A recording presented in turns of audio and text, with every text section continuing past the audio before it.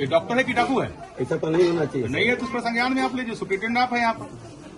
अरे भाई आप अपने संज्ञान में लीजिए। राम आशीष यादव हो चाहे कोई यादव मतलब नहीं। आप नहीं सुरेंद्र साहब ये लापरवाही नहीं। मैं कहूंगा तो हेल्थ मिनिस्टर से मैं बात कर लेता हूँ, तुरंत लगाओ फाइव। ये नहीं होना चाहिए। आप ये कोई राम आशीष यादव डॉक्टर हो चाहे कोई यादव डॉक्टर हो, हमारा कहना है डॉक्टर का कोई जात नहीं होता है। ध्यान रखिएगा, डॉक्टर डॉक्टर होता है। डॉक्टर को भगवान के रूप कहा गया। और मान लिया इस व्यक्ति को स्टील जहाँ लगा, स्टील लगा तो वैसा ही स्टील बुझा रहा है, फिर रोज उसको टका देगा। ये कैसा डॉक्टर हो? डॉक्टर हो कि डाकू हो भाई? सुरेंद्र साहब ये डॉक्टर है कि डाकू है? ऐसा तो नहीं होना चाहिए। नहीं है तो उस पर संज्ञान में आप लीजिए। सुप्रिंटेंडेंट आप है यहाँ पर। स्टील जो रोज करो जिसको मांस को नहीं आना चाहिए, वो टेस्टी लगना नहीं चाहिए। आप एक चीज वो देखिए, दूसरा नहीं डॉक्टर बदलिए, दिक्कत है तो बात नहीं गड़बड़ी करेगा इसके साथ। आप उसको डॉक्टर बदलिए जहाँ स्टील लगा हुआ है। अभी भी अगर स्टील बुझाता है तो ठीक से इसको करवाइए। दूसरा है जो कंधा का हड्डी फूटा हुआ है, आप कैसे डिस्चार्ज कर सकते हैं? आपने अभी तक कोई इलाज किया नहीं। इसको आप यहाँ रह के इलाज होगा, अभी डिस्चार्ज मत कीजिए। जो कि सर अधीक्षक साहब शुरू महीना रहेगी, 1 महीना ऐसा आप केस सुप्रिंटेंडेंट है आके। कौन डॉक्टर, कौन क्या नाम बताया? राम आशीष यादव। राम आशीष यादव, कोई डॉक्टर राम आशीष यादव जी। और वह देख रहा है इनको। अब देख रहा है तो वो आखिर वो कैसा डॉक्टर है? डॉक्टर है कि डाकू है? इस व्यक्ति की दिमाग में नहीं है।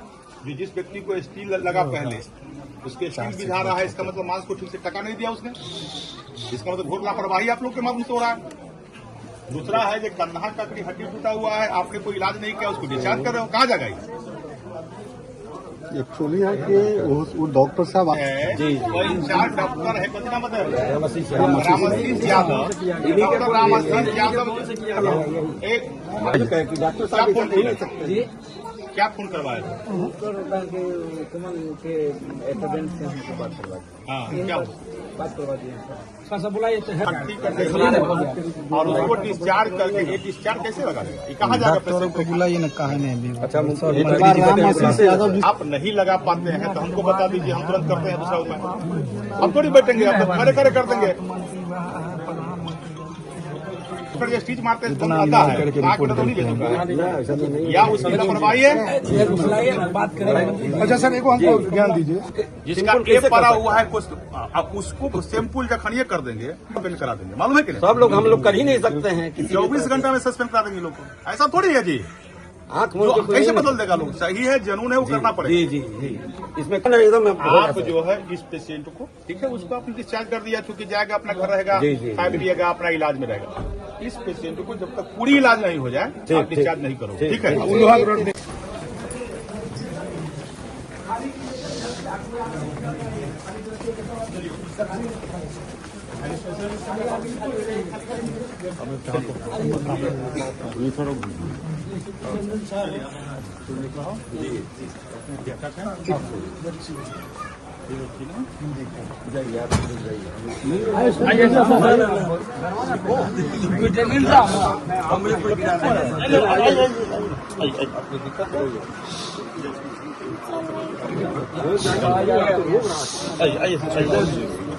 आइए ना।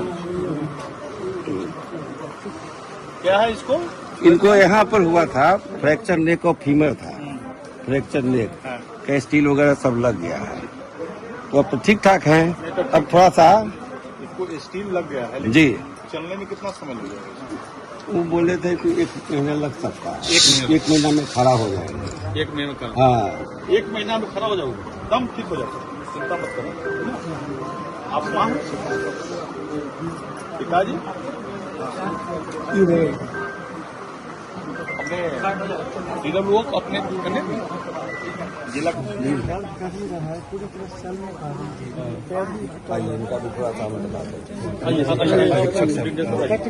इनका कल देखे थोड़ा सा पैर में प्रॉब्लम था।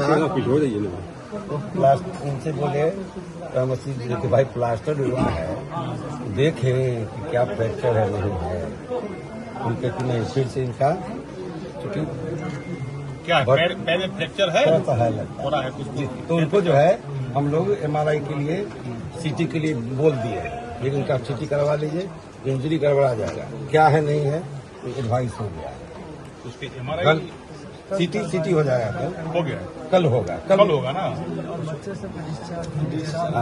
ठीक है, तो वो जो है एक आध महीना में वो ठीक हो जाएगी, चलने लगेगी, सील पड़ गया। और इनका जो कराना है वो करवा हम करवा दें। ठीक है, ताकि पूरा आ जाए। क्या बोलिए, हम सब और बैठे हैं, सबका देखे हैं। और इनका कहना है कि आप एक चीज, अभी हमने जिला कल्याण पदाधिकारी कहाँ गया वो? हाँ है सर, इधर आइए सर। भिजवाया था। जिस विभाग का मैं मंत्री हूँ, हमने जिला कल्याण पदाधिकारी के माध्यम से आपको सहयोग राशि भिजवाया था, मिला था ना? 1 लाख का सबको मिल गया, तो ये मिल गया। आप सेकेंड किस्त भी जब चार्जशीट होगा, समझ रहे हैं, फिर भी ठीक है, फिर फाइनल। तो जो हमारे विभाग से जो अनुदान की राशि मिलती है वो हमने एडवांस भी आपको किया और आगे भी कर दें, तो आपको भिजवा दिए देते हैं। तो हमारा तो अधिकारी आपको दे भी दिया, सुपरिटेंडेंट यहाँ है, इलाज भी आपको कर रहे हैं बढ़िया। बात बाकी आपकी जो व्यवस्था होना है, घर छूटा हुआ है, उसका भी हम लोग देख रहे हैं, बात कर रहे हैं, उसका भी व्यवस्था हम लोग कर रहे हैं। ठीक है, घर का भी पैसा हम लोग और निश्चित है घर का पैसा भी दे दिए, दे दिए। मिल गया आपको पैसा, अकाउंट में गया है, इनको मालूम नहीं चाहिए। आपके घर वाला पैसा, आप भी प्रधानमंत्री आवास योजना वाला पैसा, नहीं, ये तो सिटी वाला एक जो है नहीं, तो सिटी से पैसा चला गया, हाँ, वो भी आपको इस पर हम बात कर रहे हैं सर। और जो विभाग का है SC/ST एक्ट वाला पैसा, वो तो आपको चला गया अकाउंट पर आपको, ठीक है। इस घटना में मोटा मोटी 1 दर्जन लोग को गिरफ्तारी हुई है और जो भी दोषी है, वो दोषी कोई भी हो, चाहे कितनों चतुर क्यों नहीं हो, दोषी बचेंगे नहीं और निर्दोष कोई फंसे नहीं। निर्दोष जो भी व्यक्ति है वो फंसे नहीं, ये हमेशा प्रयास करना चाहिए, क्योंकि निर्दोष फंस जाएगा तो वो ठीक नहीं है, लेकिन दोषी कोई बचे नहीं। हमारी बात यहाँ के पुलिस प्रशासन के लोगों से, SP से, ASP से भी हुआ है और हमारी बात ऊपर DGP से भी इस पर कई मतलब हुआ है। तो पूरी हमारी घटना संज्ञान में है, यहाँ जो भी कुछ हो रहा है हमसे कुछ बचता नहीं, हमारा प्राधिकारी भी देखते रहता है, ठीक है ना। तो उस पर हम लोग हैं, सरकार कानूनी कार्रवाई करेगी, जो न्याय संगत कार्रवाई करेगी। किसी को कहीं कोई धमकी फलना चिल्ला नहीं, हम बात करेंगे प्रशासन के लोगों से, कहीं कुछ कहा होगा तो मैं देखवा लेता हूँ, जी जी। तो आज जब डीप है तो ऑलरेडी जो जेन्युइन है वही भी जाना चाहिए, बता रहे हैं, वो तो सबको बुझने आता है। बात से सरकार भी देख रही है और मैं भी देख रहा हूँ कि घटना में हम प्रत्येक दिन दरभंगा के लोगों से हमारी बातचीत हो रही है, इसमें जो भी जेन्युइन हो, हमने क्या कहा, जो जेन्युइन हो बस वो होनी चाहिए। जेन्युइन में कहीं भी किन्हीं के द्वारा, या हॉस्पिटल के माध्यम से इंजरी में, या कोई पुलिस प्रशासन के द्वारा कहीं जेन्युइन में अगर गलत की गई तो निश्चित से मैं उस पर कार्रवाई करूंगा, मैं कोई समझौता नहीं करूंगा।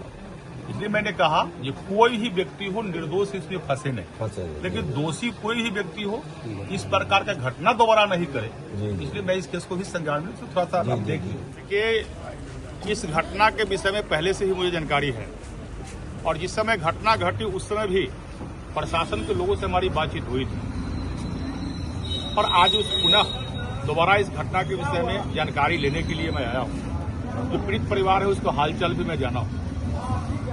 उनका कुछ लोगों को इलाज भी हुआ है बढ़िया से, कि कुछ लोगों को इलाज में लापरवाही देखने को मिला है। हमने संबंधित डॉक्टर को और सुपरिटेंडेंट को इस विषय पर मैंने कहा है कि पूरी तरह बढ़िया से इसका इलाज करो और जो घटना है, ये जो जख्म है, वो जो जेन्युइन जख्म है उसी को सुपरविजन रिपोर्ट का, उसी को जो है इंजरी रिपोर्ट में आना चाहिए। कहीं से उस रिपोर्ट में छेड़छाड़ नहीं होनी चाहिए। पुलिस प्रशासन के लोगों से भी मैंने निर्देश किया है कि भाई जो इस घटना में जेन्युइन व्यक्ति जिसने घटना किया है, दोषी कोई भी हो, वो दोषी बचना नहीं चाहिए और जो निर्दोष है वो व्यक्ति फंसना नहीं चाहिए।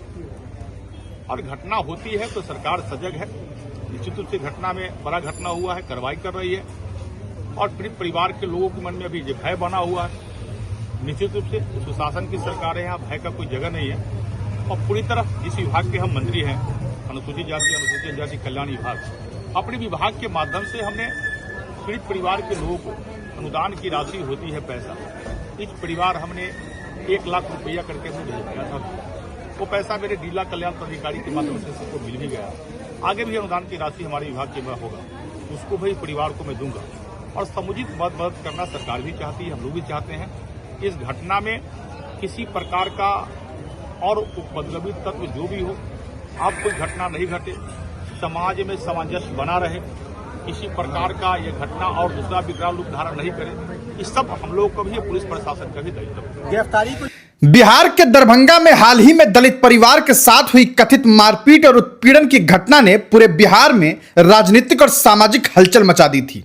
इस मामले में आरोप लगाया गया था कि कुछ दबंग लोगों ने दलित परिवार के सदस्यों के साथ बदसलूकी और मारपीट की थी, जिसके बाद पीड़ित परिवार ने प्रशासन से न्याय की गुहार लगाई। घटना के सामने आने के बाद इलाके में तनाव की स्थिति बनी रही और पीड़ित परिवार की सुरक्षा तथा इलाज को लेकर भी कई सवाल उठे। इस मामले को गंभीरता से लेते हुए आज बिहार सरकार के मंत्री लक्ष्मेंद्र पासवान दरभंगा पहुंचे और पीड़ित परिवार से मुलाकात की। मंत्री ने पीड़ितों का हालचाल जाना और उन्हें हर संभव न्याय दिलाने का आश्वासन दिया।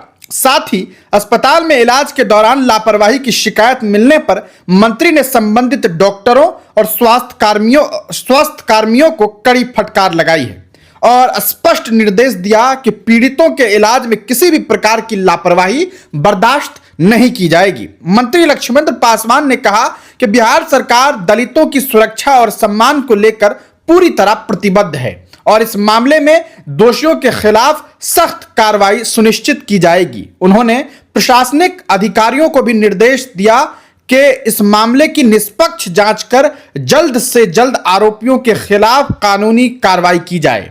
इस घटना को लेकर पहले ही पुलिस द्वारा कई लोगों के खिलाफ एफआईआर दर्ज की जा चुकी है और जांच प्रक्रिया जारी है। सरकार और प्रशासन की इस सक्रियता के बाद अब पीड़ित परिवार को न्याय मिलने की उम्मीद और मजबूत हो गई है। देखना यह है कि क्या इन्हें वो इंसाफ मिल पाएगा जिस इंसाफ के लिए लगातार ये लोग गुहार लगा रहे हैं। आपने पिछले दिनों ये खबर देखा होगा कि किस तरीके से मीडिया ने इस खबर को इस तरह दिखाना शुरू किया था कि पूरे गांव के स्वर्ण समाज ब्राह्मणों के ऊपर एफआईआर दर्ज कर दिया गया। हालांकि हकीकत यह नहीं है, वहां पर सैकड़ों की तादाद में ब्राह्मण समाज के लोग रहते हैं, लेकिन इसका कतई यह मतलब नहीं था कि पूरे गांव वासियों के ऊपर एफआईआर दर्ज कर दिया गया।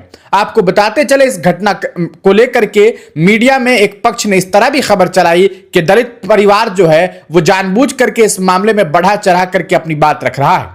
देखना यह होगा कि जांच पड़ताल के बाद मामले का हल क्या निकलता है। पिछले दिनों आपको मालूम है कि चिराग पासवान ने भी इस परिवार से मुलाकात की और दीगर कई नेताओं ने मुलाकात करके यह आश्वासन दिया कि बिहार सरकार इस पूरे मामले को संज्ञान में ली हुई है और उन्हें इंसाफ जरूर दिलाई जाएगी। आप इस पूरे मामले को किस तरीके से देखते हैं? मंत्री लक्ष्मेंद्र ने जिस तरह की बात वहां पर की, उसको लेकर के आप क्या सोचते हैं? कमेंट सेक्शन में अपनी प्रतिक्रिया जरूर लिखिएगा। वीडियो देखने के लिए बहुत बहुत शुक्रिया।